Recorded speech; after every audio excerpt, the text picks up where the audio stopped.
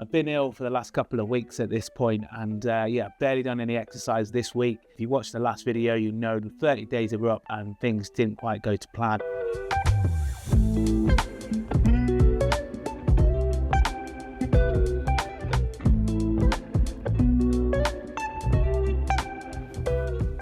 So I was actually feeling a lot better towards the end of last week, and I decided to do the Otley Rally ride, and yeah, I ended up pushing a little bit too hard and came away with a nasty cough, and that's completely wiped me out this week. So that's meant no training, no testing, and no real way to kind of finish off this challenge properly. But that doesn't mean we're stopping here. In this video, I want to look back at the first 4 weeks, work out what went well, what didn't, and most importantly, talk about the plan moving forward. Because this time, there is no deadline, just consistent progress. The last 5 weeks have been a roller coaster. I started out strong, testing my baseline numbers, weight, FTP and 5k time, and setting clear goals.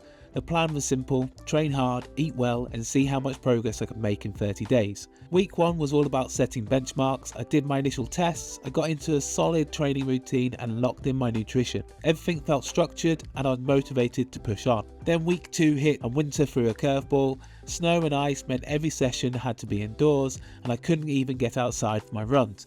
But I adapted, kept training and kept the focus. Week 3 was a turning point.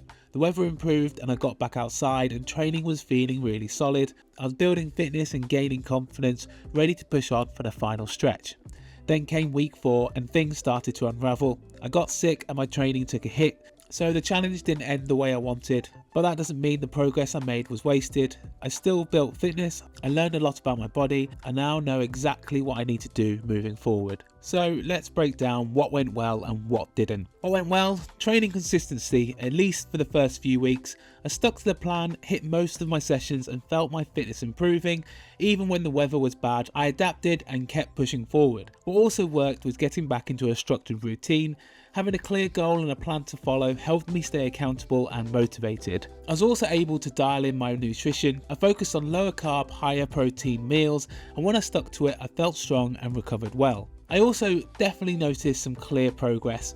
Even without the final test, I know I was getting fitter. Rides felt easier, running form improved, and my power numbers in the VO2 max intervals was definitely improving. So what went wrong? For starters, illness derailing everything. I got sick in that last week and then made it worse by pushing too hard too soon. That completely killed any chance of testing in that final week. I also felt a bit of fatigue creeping in. With life, work and training all piling up, there were definitely days where I was just running on empty. The biggest frustration is not having a clear before and after comparison. That was the whole point of the challenge, and not being able to do it properly is disappointing.